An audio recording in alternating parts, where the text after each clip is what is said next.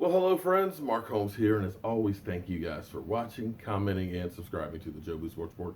Without you guys, this literally does not work. I know you guys are sick and tired. I mean, tired and sick of me talking about Dak Prescott and fighting the good fight because I know so many of you guys say he sucks. He's not it, not the guy, not the guy that's ever going to do this, that, and the other. But I keep trying to explain to you about it. And it is something that you can't see it, you can't hold it, you can't measure it. It's just it. It's just there. And I've said this before, I've tried to describe it before, but I just happened to be watching television with the wife and I changed the channel at the right exact time. It was almost like boom. It was like a message being sent to me. And Darren Woodson, because see, you don't I'm a nobody. I'm just Joe the fan who likes to talk about the Dallas Cowboys. I haven't played professional football. I don't work for ESPN or anything like that. I'm not an insider. I'm just Joe the fan trying to explain to you guys what I see, what I feel. But maybe you'll take Darren Woodson's argument about it. Darren Woodson, who knows what it takes to win Super Bowls. He's got 3. And being the Dallas Cowboys' all-time leading tackler, he knows something about it. So let's hear what he has to say about my quarterback.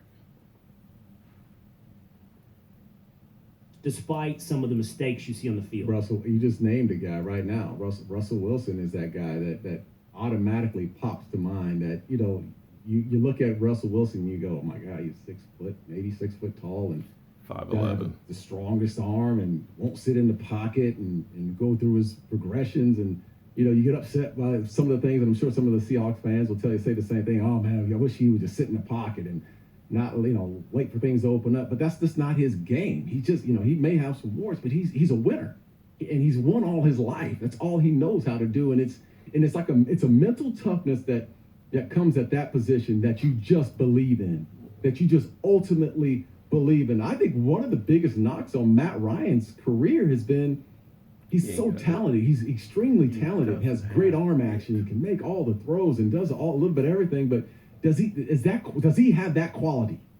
Does he have that quality, that it quality that everyone in that locker room says, you know what? I'm not just talking to the offensive guys. I'm not just talking about his wide receivers. I'm talking about everyone within an organization. I'm talking about the special teamer who gets 8 snaps a game. Does he feel the same way about it? I mean, and that's what you need. Is Cam Newton that guy?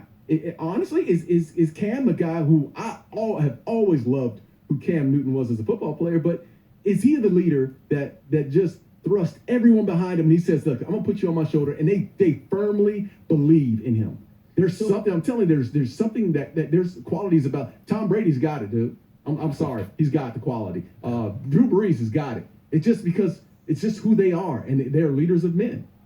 So, Darren, take what you're telling me then, and I want you to just do what you will with this other side of the equation. I've been told since we've been hosting this show, I've been told before I had the show, and I don't know, man, maybe I even was told by you. I know there's several analysts have said to me, Will, the quarterback doesn't have to be likable. He doesn't have to be the leader. Absolutely. He doesn't have to be the source of inspiration. Honestly, the guy whose name comes up when we have this conversation a lot is Roethlisberger. A lot of guys say he's not the centerpiece of that locker room. He's not the personality that drives it. And you don't need that. So why, if Dak or Russell Wilson have those things, should I consider those big-time assets if you don't need them? Well, I think every team is a little bit different, but I think we come back from a Cowboys team. I'll speak, specifically of the Cowboys team.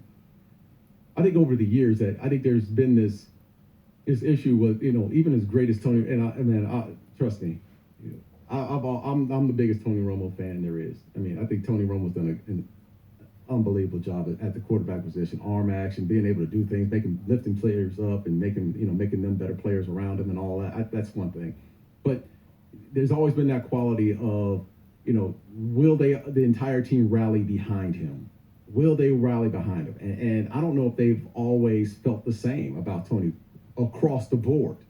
I don't know. I mean, we saw the T.O. deal, which, that's T.O., it's who he is, but there's been so many other players that have said the same thing. Can we fully trust Tony to get the job done? I don't think they have that issue here with Dak. I think there's something. I think I think you can see greatness in this young man. There's something, I'm telling you, man. Will, there's certain people that walk in the room and you say, he's the guy, he's going to take us there. May not be this year, but at some point, he's going to grow and lift everybody's game up, and we're going to win. And we can win behind him. And I think that's what the Jones family is seeing. They're saying, look, I know Ben Roethlisberger is who he is, but this guy right here, he's our guy, and we're going to spend that money on him because he's going to make everyone better. You ain't going to pay Dak Prescott, and he's going to stop. It's really good stuff. It's 3-time Super Bowl champ.